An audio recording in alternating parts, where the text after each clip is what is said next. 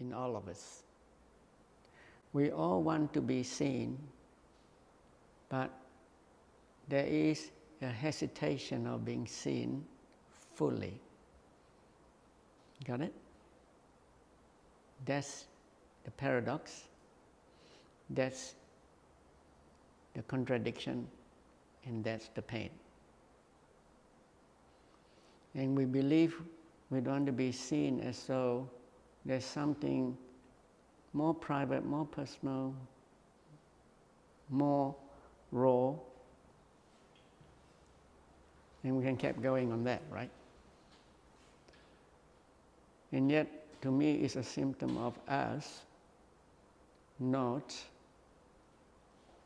being seen enough by ourselves. First thing, if you are not seen enough by yourself, you will experience as though you're constantly looking for someone to see you, meet you, know you, appreciate you, love you. We'll be looking for that forever.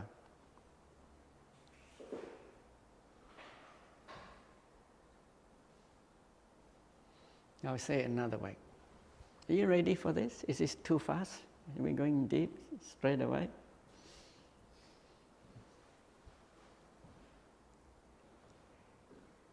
The part of you that you so hesitate, not that you want to, you just found yourself hesitating even 2 seconds longer of not being seen, as though exposed, is that part of you that you judge, that you may not like about yourself. Got it so far? Yeah, I just checked. Now, being in a smaller group is a beautiful place and a more raw place, because now you can't hide. You all have to talk, speak. We're all going to have dialogue. In fact, that learns faster. You're going to discover more faster. Yep. So that part of you that you don't want to be seen as though you're embarrassed about it or ashamed about it, or you don't even know there's a part like that about you, yeah? Is that part you are judging, self-judgment, yeah? Self-criticism, self-doubt, yeah? That part of you that you self-judge, you know what we do about it? You see, as soon as I say it, because it's very subtle, it's happening all the time.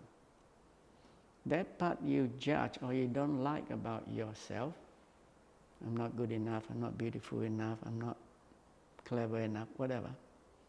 Yeah? You actually find it so hard to handle that, you project on someone else. And you see in someone else exactly what you don't like about yourself, but you didn't notice that. And you pick that up in someone very fast. And then you judge that other. Can you relate to that? It may not be easy to see, you have to look at it, yeah? And we use that to judge sometimes our parents and other people we know, even our lovers, yeah?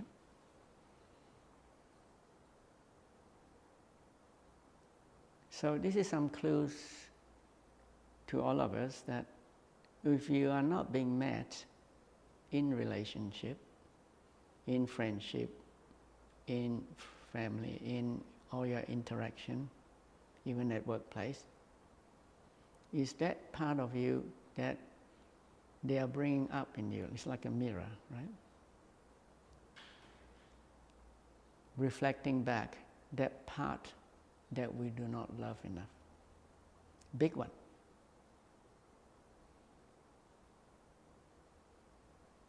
And I'm suggesting this is why you come, in many different forms of it. Close your eyes for a moment and have a look. What are you calling for? What are you looking for? Turning up today,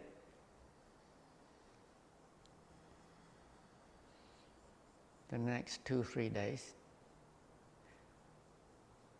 Or putting another way, what are you knowing is being calling you, that touch you or move you to appreciate? You want to come to something like this, you may not even have any idea how this is going to look like, and yet there's a pull, there's a calling, and you may have many other things you could have attended to, and you come. I'm saying, that's amazing.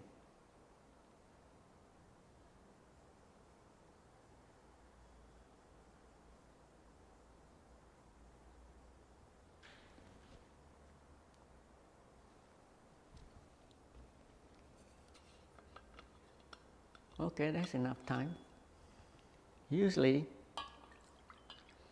our inner dialogue, as we look in to notice more, which is actually saying, as I'm becoming more aware or attentive or conscious, yeah, that open a level of seeing, knowing, noticing, which is, we all want to have more clarity. Yeah? We all want to be more connected with our deeper means it can be so deep we're not sure what it is. We can't have a knowledge about it, but there's a sense, a knowing of it, but not a knowledge. And you want to bring that into being more conscious and more aware. Yeah? And don't we keep learning so much every day, and I'm saying every day, in our lives? Just take the last 7 days, 7 weeks, 7 months. There's so much.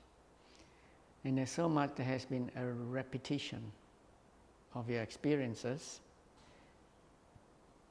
And if I go straight to the most practical one that affect all of us is relationship.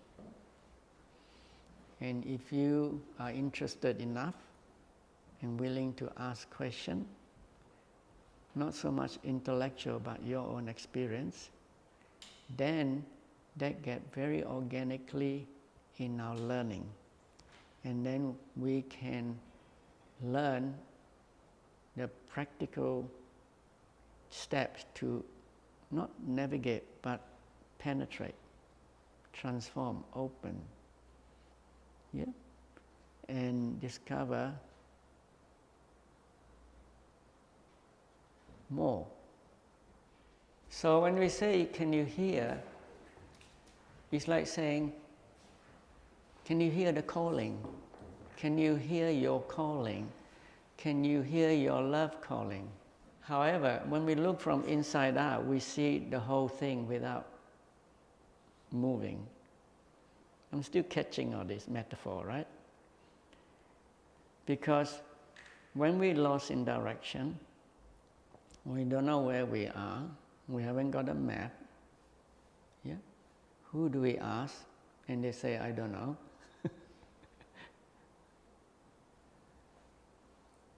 The thing is, where you are right now in your life is perfectly exactly where you should be. Because where you are right now is the entry point to what you're looking for. Get this one? You can't think with your head, you have to sense what I'm expressing, yeah? Because I'm speaking to your being, I'm speaking to your heart, I'm speaking to your knowing, I'm speaking to your intelligence.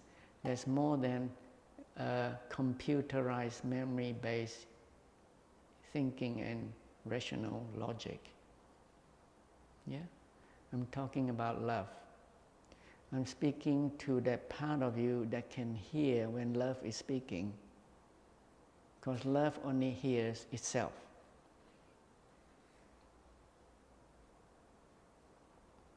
And love is always calling. Now, that's the only time. So, now time is the only time you can go deeper and touch or meet or enter or realize that you are looking for. I'll say another way. That is what you are you're looking for. What you are is always here, now, in the one and only time. That's when you'll find yourself. And why is that so fundamental?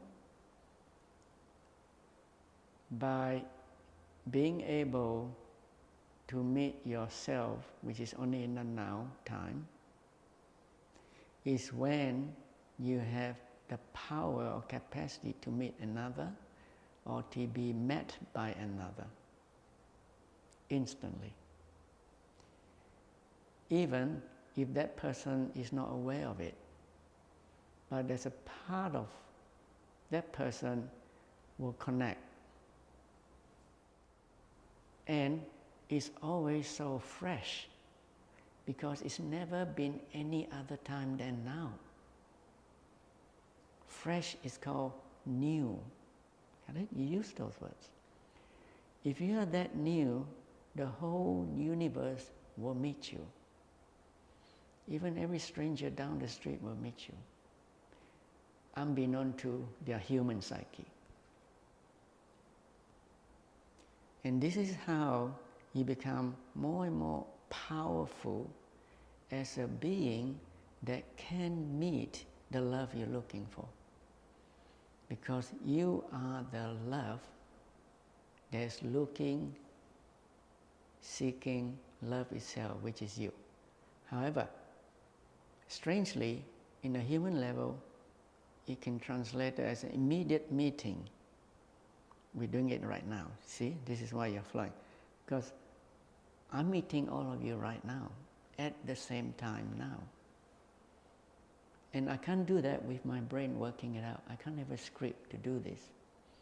This is non-script, and it's based on no map, no information. It's only direct presence of now, speaking, knowing, noticing, relating, connecting, communicating, communing. Yeah? In communion. All that, just like that. So, come and discover that power, and I'm speaking about this because this is in all of us. I'm not different from you. I'm the same as you. I went through all the hellish thing you have.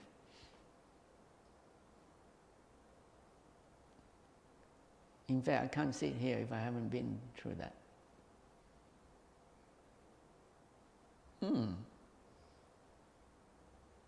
Look at all the stripe I wear.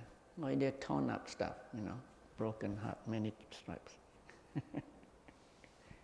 Excuse me, I'm laughing for you, with you.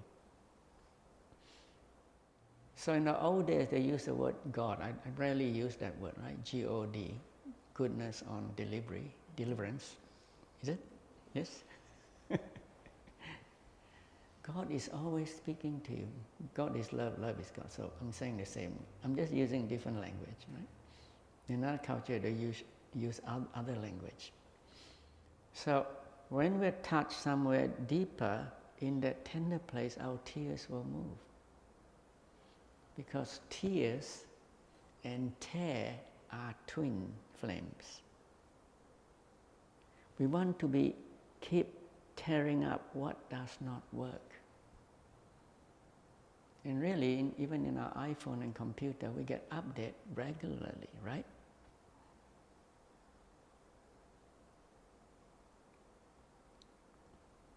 So, you are the sentinel. You are the consciousness. You are the awareness. You have to learn how to step more and more in that place that it then stays with you. In these 3 days, you're going to have taste of it. You're going to experience it. You're going to touch it. Even as I speak now, you're touching it. All right? There'll be parts of you that go, right? And then you can't work out here in the computer brain what it is, but there's a touch of knowingness. Even the word knowingness or know is called ke now. I interpret as you have to keep kicking the now, like soccer player.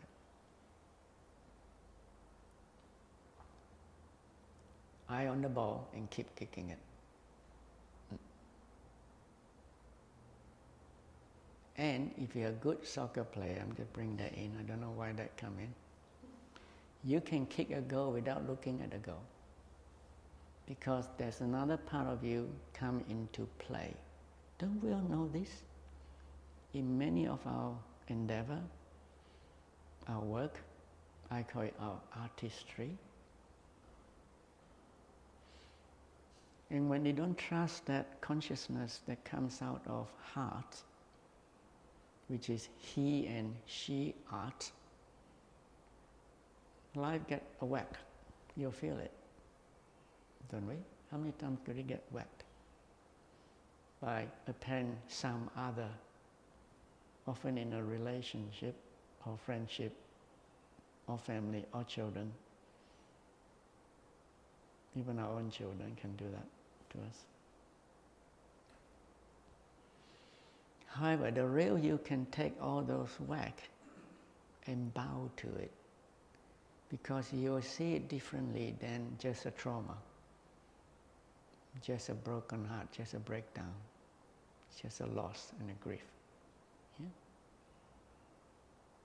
You see it as a wake-up call.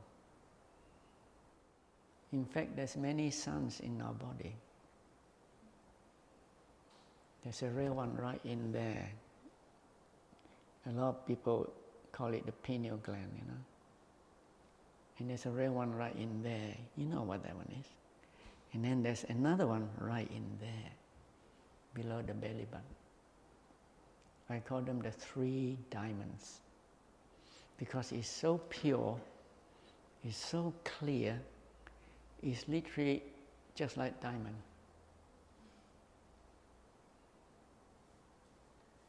I'm speaking, again, everything I said here is what I open into.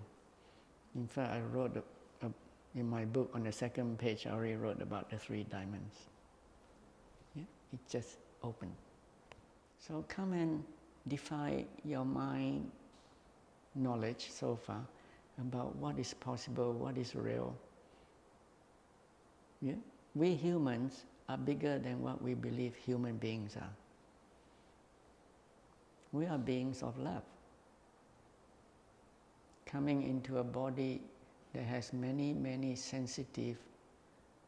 sensitivity to have experienced directly what it is to be true to love. And what is love anyway? What is it? Your mind cannot go there. Our mind, that place we call love is beyond where our mind can go. However, our mind can bow to it. It can bow into it and merge with it. And now you got a different mindset. That mind that has anchored in love, in the diamond of love, is pure openness. Pure means very clear. Some tradition call it clear mind, like a clear sky. Yeah? That clarity is always here. It's never not here. That clarity is so big, is so vast, we humans call it space or spaciousness. who are sitting apparently in space right now, appear to contain within a room. But it doesn't take much sense with your awareness of a sense through your mind and sensitivity to know there's space outside this room, which is actually still the same space, which really saying that space that we are knowing is bigger than this room, is way out into the football field. And no, it doesn't stop there. It's way out beyond even our imagination. It's as big as the sky and the depth of an ocean. That pure space is actually what we are. We think and believe we're experiencing space, but who is knowing space? You, who are the primal space itself.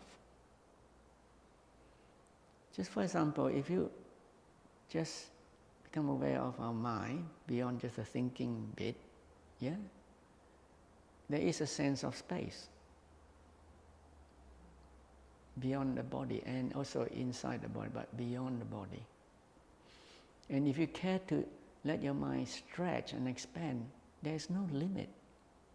Even the sky is, you can actually just sense there's a sky.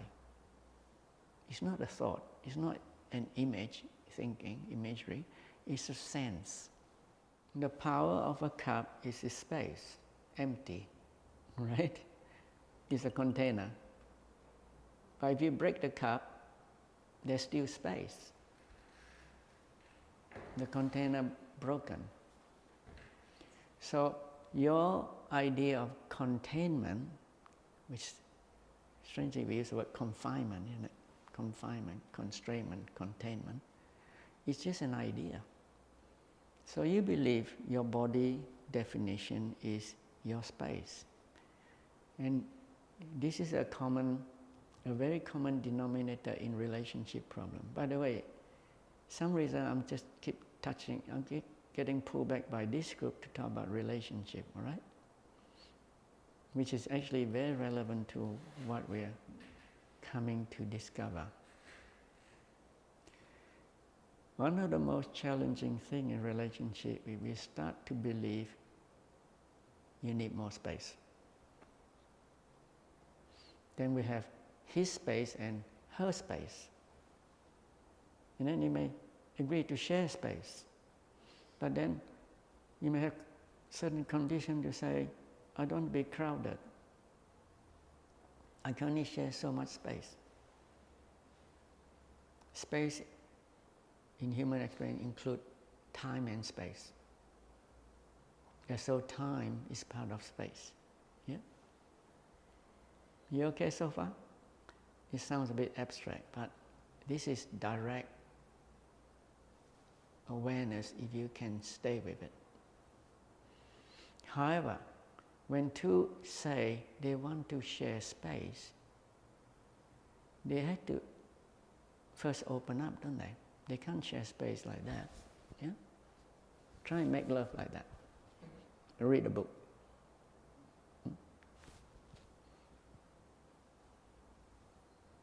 Hello? We're on the right spot? You're in the right room? You have to open. Open. What's that mean? Open. So, when two people meet, I'm talking now about man and woman, they got umpteen space. They couldn't wait to share space. Remember?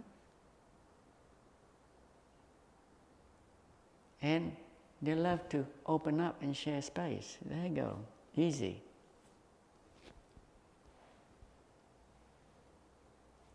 After a while, could be weeks, months, or years, I'm suggesting they get so familiar, the mind starts to take over, because the mind makes everything familiar. I've been there, I've done that. I've seen that person. This is my cup, my car. Yeah? It's a memory that plays tricks on us. You start to notice your first attraction, because you're so different, is now a problem. Now you close your space. You couldn't get in. Especially your mental space, emotional space, and your heart space. And we all find comfort in coming from the mind, because there we can control, apparently, time and space. Because the heart is always open, exposed, you can call it vulnerable, but available. Yeah? So openness is a power. When you close down, which is the mind I'm talking about, which is saying the heart's always open, which means a mind that's closing is because the heart the mind hasn't anchored into the heart enough again. It starts to just play with the program, the memory bits of how things were, are, or should, or could be. And all the likes and dislikes come in, yeah? When you get familiar, you start to find you can't quite merge and meet the way you first were attracted when you're open and innocent and so curious in the attraction. So this is we get tripped up by our mindset to the point that most of us has lost the skillfulness of coming from our heart, which is innocently open, curious, exposed, because the heart does not know self-concern.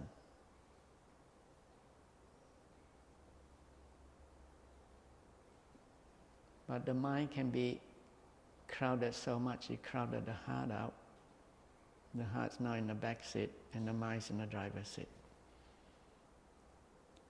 And we are so good at that, a lot of us find it even hard to get out of that, even though we know that's what we like to be.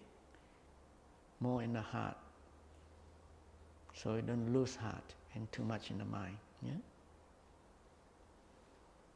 Are we following this? Any comments so far?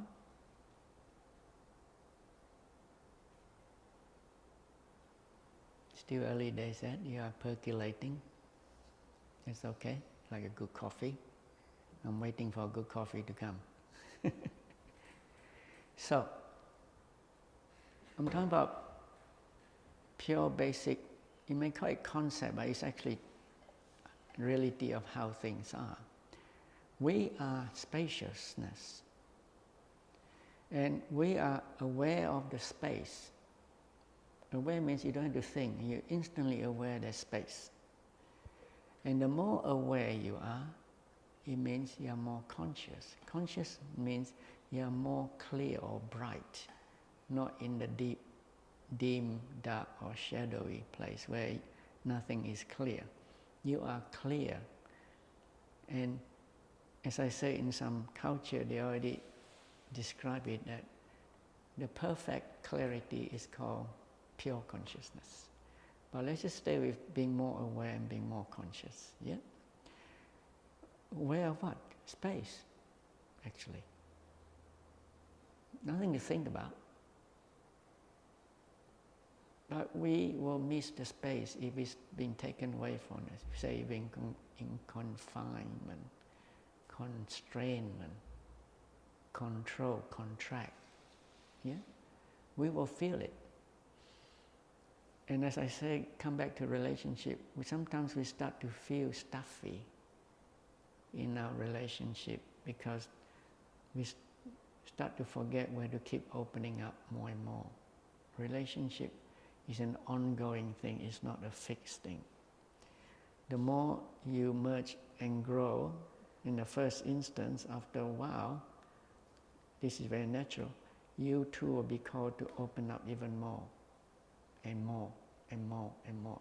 It will happen. And if it doesn't, and one of you will start to feel the mismatch, and the other will start to feel the mismatch. This ongoing opening is our journey. Even when you are on your own, it's the same. Otherwise, you won't grow, you won't develop, you won't evolve. Because the whole thing here is always evolving, changing to the next. More conscious, more aware of how spacious you are. What does space mean? What's so big, what's so important about space? Space is where you have the capacity then to move. I call it to dance your life, your passion, your expression, your meaning, your value, your inspiration. So even when we're sitting here, every few seconds we breathe and our body open to receive that, and then it's out. Yeah? So in space, there is conscious intelligence that keeps us alive. So I'll say it more in a more subtle way, right? If you don't pay attention, as in stay curious and aware of your life every day, even the next few minutes, you would shut down and you would start to not be inspired. You start to dim. You start to go into a repetition of the same thought patterns, same kind of functioning. If you watch little children, they don't do that. They're constantly on the move. Very much. Yeah? You notice that in your child? Very much. But we all love to be like this. We all once has been the master of this when we're children. So this movement, this dance, is literally the ocean. It's like water. And our body is made of water, 95% plus. Yeah? And the spark of life in water is the brilliance. We call it light of consciousness. It's like the sun is aware. So you could translate water, just an example, that this whole space we're in is an ocean of consciousness. And everything is in flux. Quantum physics already proved that. So, how do we become more sensitive without being hypersensitive, which is reactive? Yeah? It's two very different things. Am I following that? Interested? Because this is where we're lost.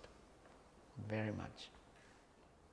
Just sit for a moment. I'm saying a lot here, and our mind can't download it, but you want to feel it. You want to sense what I'm touching on. Because I'm talking about all of us, including the speaker. How we move, how we function, how we respond, or how we react, how we shut down, or how we open. So that we can move forward and be the new and not a repetition of what we always are.